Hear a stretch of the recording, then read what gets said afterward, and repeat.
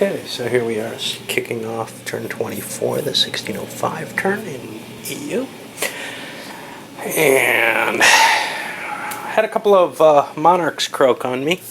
The English got one, apparently an older uncle or something, actually dying sooner than the last one. And Russia lost one. They have a tremendously good diplomat, but very, minimal at everything else. Both of these, the Russian one may not have been. I'm trying to remember if I think the Russian one was due to die. The English one was a surprise, of course. No. I forget these now. Okay. We also had a couple revolts. Neither one terribly important. One in Scotland, which will affect England's income a little bit, and one down here in Egypt, which Turkey could take advantage of, but they're a little busy right now, so it'll just go away. Beyond that, one more ugly event. Not quite a revolt. This is the war in Siberia. Basically, the colony that's been established there has caused a revolt, and there will be Siberian troops associated with it. The Turks have to do, or the Russians have to do something about that. If they don't, I gotta pull my. If they don't, then they're going to lose their colony and have to reestablish it. This is sort of a one-time yuck, but maybe they didn't want to have a colony. They were kind of hoping to get that out of the way beforehand. Russia finally did something successful, and now they're going to lose it. They just don't have the points to defend it, I don't think. Okay, in terms of cash. This puts us in an interesting position, though, for the diplomacy, and this is the really big thing. France needs to go to war for Calais now if they're going to do it. A one-turn war probably isn't going to take the city and force England to give anything up. Whether or not they can get the Dutch is a really tough call. The Dutch have a problem, which is that English shipping is beginning to outpace theirs. And a war might enable them to turn the tide on that.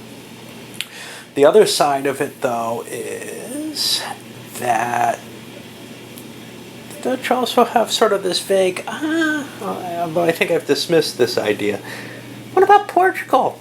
They're kind of ripe for the taking, and they're not going to have a lot of forces. I could grab some of their trading post colonies, whatever, and gain them to good effect. I don't think they're going to do that. I think the big question here comes down to, do we fight the English on France's side? And then there's also the question, would anybody else help, like Spain? Would they be interested, huh? But I think the biggie here is the Dutch Navy would help the French tremendously in terms of being able to actually act against England.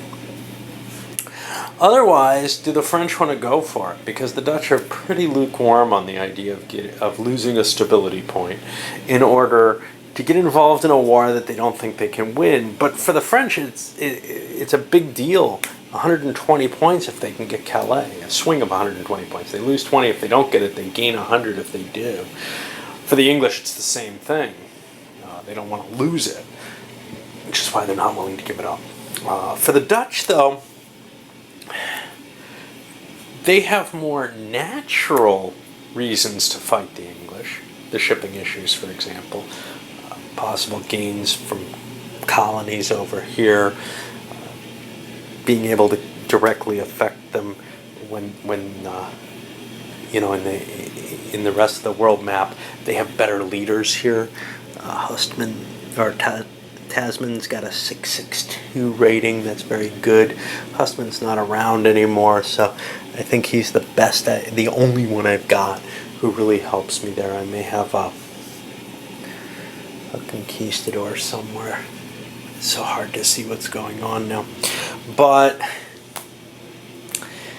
overall, it just looks it looks pretty iffy. On the other hand, the French have the potential of, I have to look up whether or not they can raise, I think they can in Quebec, native allies who would help them tremendously in their fight.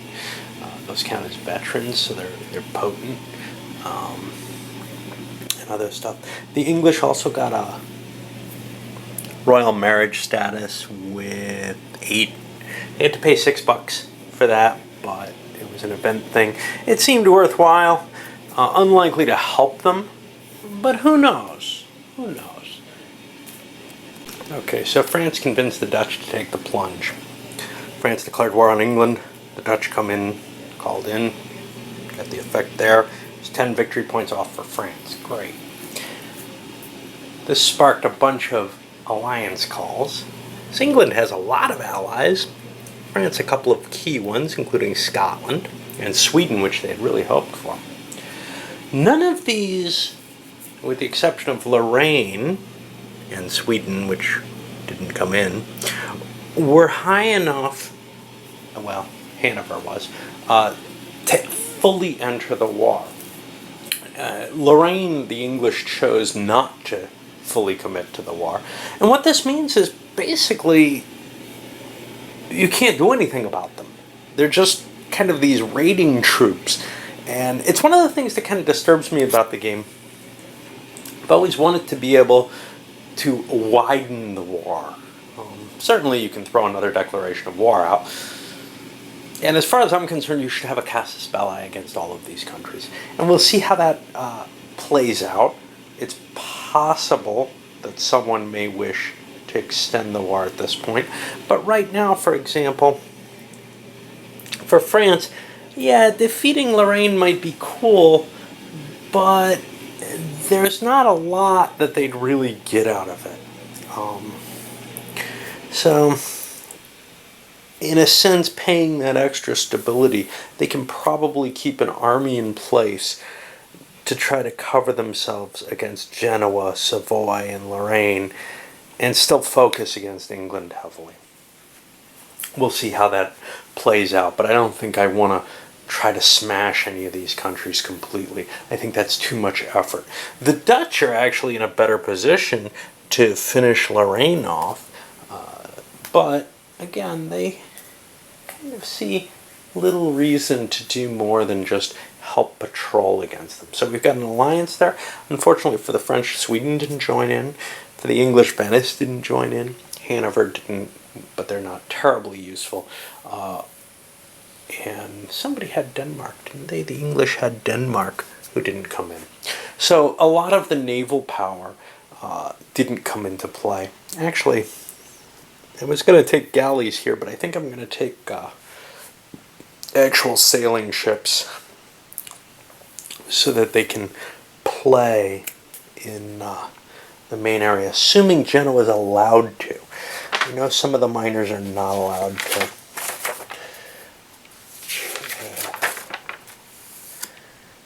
From their sheet 1 fleet. Yeah, it says it's just a fleet. It doesn't say anything about about having to be galleys. So yeah, I think I want the Genoese to have a real fleet there rather than a galley fleet, because the war is not going to be focused, the naval war, in the Mediterranean. It's going to be focused actually throughout the world, but Genoa is not going to be playing there. But in terms of helping to defend Britain, that'll be a key extra, 20 ships, I think, which is a big deal. All right.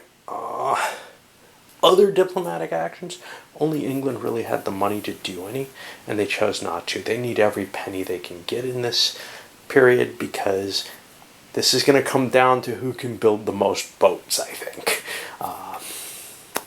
We'll see. But there's a lot of money that's going to come into play here. And I think we're going to see some heavy loans being taken out and everything to try to finish this war quickly. You'll see the Scots up here. Now, they have a little rebellion problem. I don't know quite what to do with that. Miners probably aren't too affected by it. So I think they can ignore that unless England takes them fully to a war status. All right.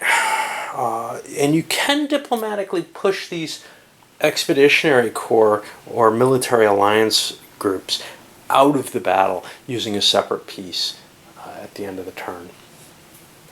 So it's not like you can't defeat them at all.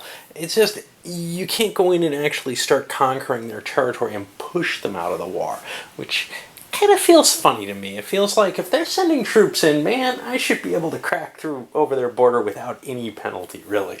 But I don't know. It's just the way the game works. All right. Well, we'll do all that bookkeeping and economic stuff, and maybe spend a little bit of time because we're going to be doing significant wars in this one. Okay, so the game's really heated up again.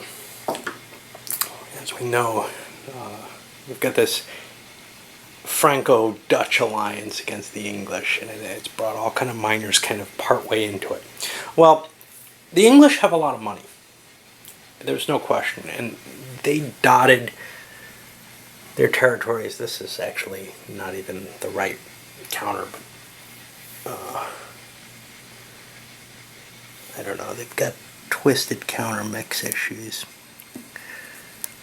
where it's hard to tell what's what, so I'm allowing them to have that extra one, but actually they probably shouldn't, so they should have $25 more because they're actually limited by counter mix, and I don't think they could play at all.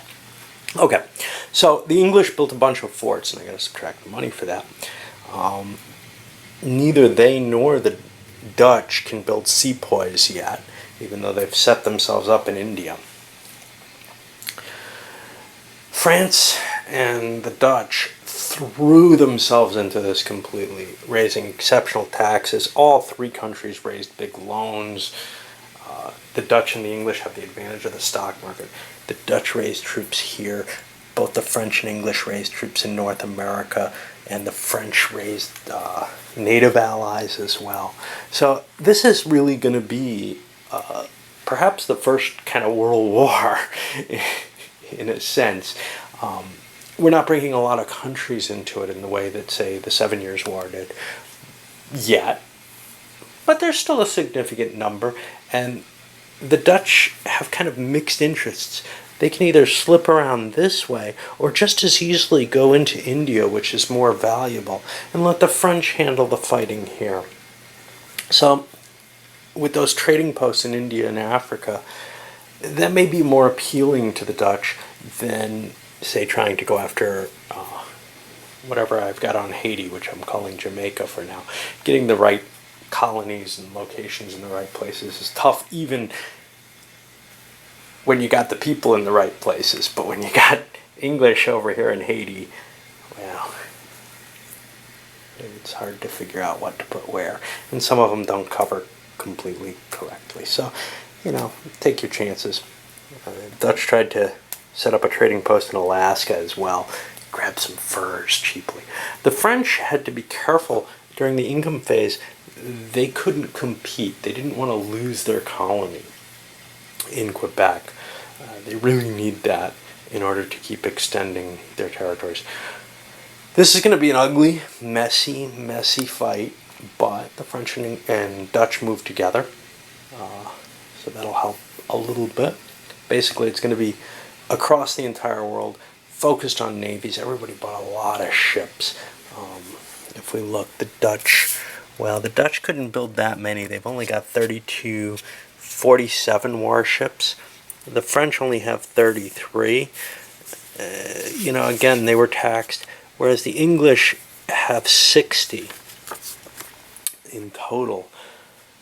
But there's a concentration of Dutch and French up here, which exceeds what the English have, and then the Dutch fleet in the rest of the world exceeds what Hudson here has. They're kind of weird because they've got to use the explorers for combat. That's kind of a strange situation. Anyway, it's really hard to tell what's going to break out with this. Although I haven't made it through the first round of the combat yet. Remember, it always is more exciting than most of the rounds, because everything's kind of moving at once. Things are being started early on. I did cover all the Dutch, French, English moves. Someone else went in there. Turks. Turks didn't do anything. They got the Siberian army wiped out, which still could be a problem because of this revolt. But okay, definitely eased Russia's mind. So what happened? Well, the French moved in to Calais, built border defenses, or moved their border defenses into place to try to handle all these little powers that are sitting on the French border. The Dutch down here too.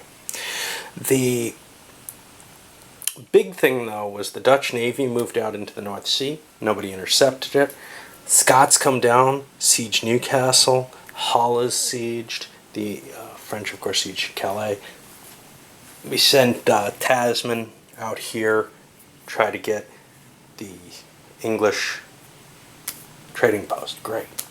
Okay, so then for the English turn, the English march their army up to Newcastle. It's defeated, actually defeated, and driven back. Things are looking ugly. Their fleet sails out, though, and it absolutely destroys the Dutch fleet. The Genoese fleet came by, and it wasn't able to really come to grips with the French fleet. They attacked. They didn't get a good roll, but they had the wind gauge, so they broke off combat in the midst of it. We've got a combined Genoese-Savoyan army sieging Milan. That's not a terribly great thing, but I've got to get Milan out of the way if I'm going to continue into Italy, and it's as easy or easier, actually, than any of these others. Right? Wait, let me make sure that's a... Oh, no, that's... Okay. And... Yeah, we got a little bit of motion going on down here. A couple of people, Smith and I don't remember who else, Demont, have died already trying to explore and get away from armies. We've got privateers sailing out into various places. English over there. Dutch went after the English trade zone, which I can actually try to suppress. 8, 9, 10. Yeah, that's pretty much guaranteed. Losing the naval battle meant that was a failure, basically. Anyway, that's where we are. And we'll continue. Taking a pause here again. This is the second round. We're kind of in the middle of the round again. Finding that more advantageous here because the English and the French, Dutch are the important players here. So what we're seeing is the French defeated the English Navy now with Dutch leadership, and the Dutch were driven back from Hull by the English. Not a lot else happening. Rest of the world, the Dutch have captured this English trading post. And they got to worry because, see, the English created some natives that are going to trouble them at the end of each round until one side or the other succeeds in handling it. And that's about it. We got the miners down here, the combined Genoa-Savoyan army. Well, a couple detachments was destroyed by the French. It's one of the problems with these light things. There's still one kicking around down here in Nice, but it's kind of tough to deal with. But if they come out and do something, the French can intercept them, which is essentially what happened. They got driven away from Milan, and now this situation. I guess that's about it. And we keep pushing around here. French made an incursion here. The English took out the natives in the Quebec province that they're in. They never have to worry about them again. They're dead. If they wipe out all the Quebec natives, the French can no longer raise the natives at all in that area. But anyway, Champlain came down, fought, and got an inconclusive result. Hudson slid over here to blockade the Dutch in here. Now, the Dutch have a lot more ships, like 3 times as many at least. But Hudson's a decent leader, and that makes up because the Dutch don't have a leader at all there, having lost their dude, Houstman or whatever. Down here, well, the English managed to push the Scots away, and that's cut aside. They've got the Dutch in place sieging, what, Lancaster or Liverpool? Inside Lancaster. Lancaster's not an important city at this point, I guess. I don't know. They've got the Dutch sitting there. They're out of supply now, which means that the Dutch have to do something. The easiest thing for them to do, and perhaps the only valuable thing, is to slide over here and put the fleet here which can supply them and blockade the port as well. Of course, that'll move it off the blockade that's sitting here at Calais. And that's a French fleet. They may not wish to do that. The French fleet did beat the English once again. Howard's here. The Genoans have been completely destroyed, mainly in the attrition.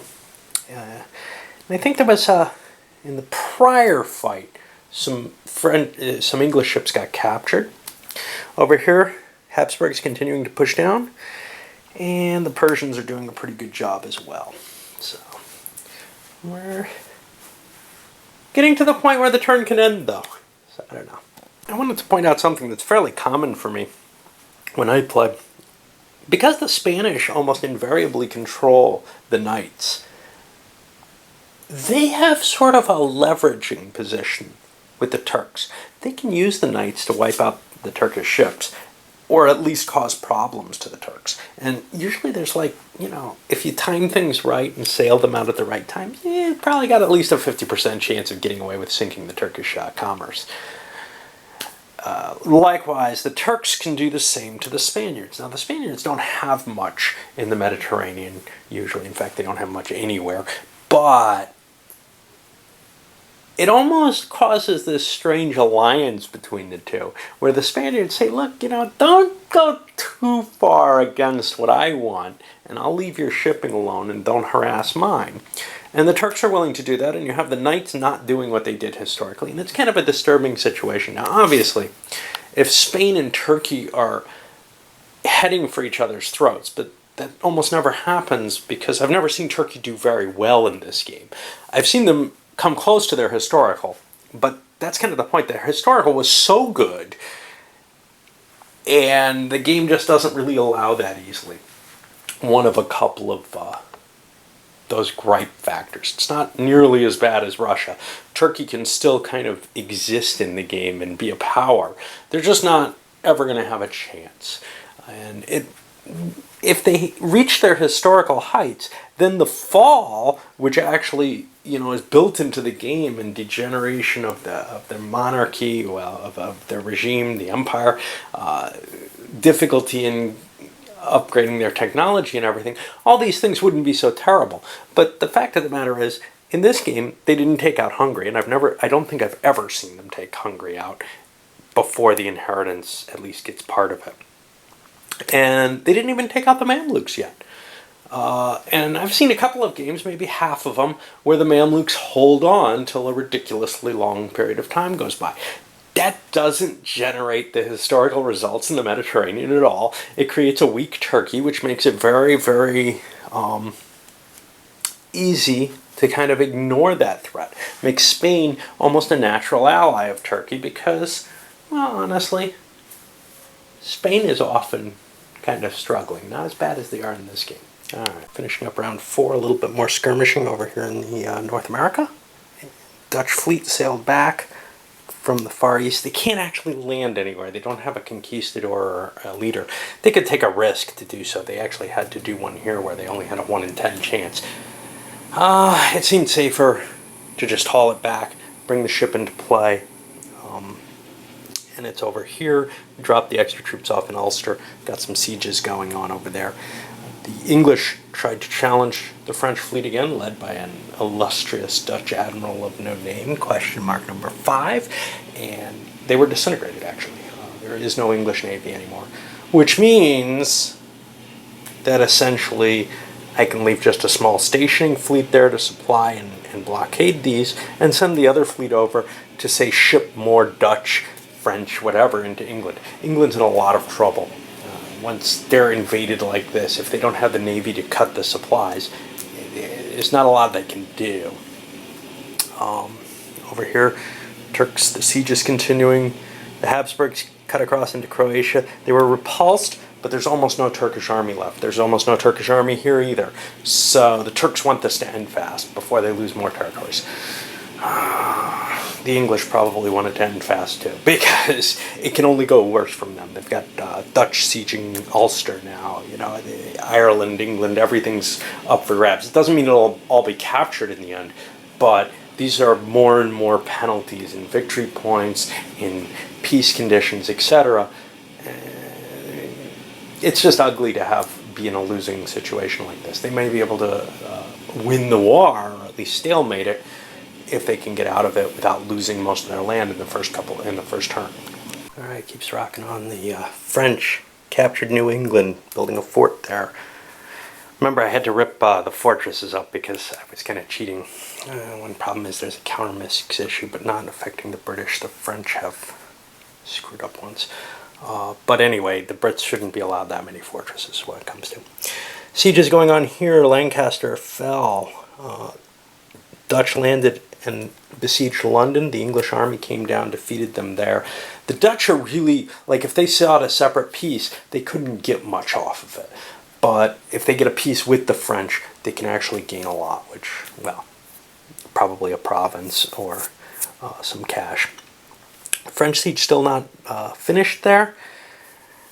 Turks, Habsburgs have pushed down further, but otherwise they're still standing. And the rounds just keep chugging on. I was asked to close up. What there is of action in this game, you know, it's an area game. Can I see what's going on over here? We got Dutch had to capture this. They had to hurry because they're out of money. If they didn't take it this round, they'd have to give up their siege and transport on a ship or something. I gotta load this up, but I'm gonna just try to do this all in one video. I'm hoping to end this tonight, but we're already on round 7. And that's a big advantage for the neutrals. I'll come back and talk a little bit about that, about why in a moment.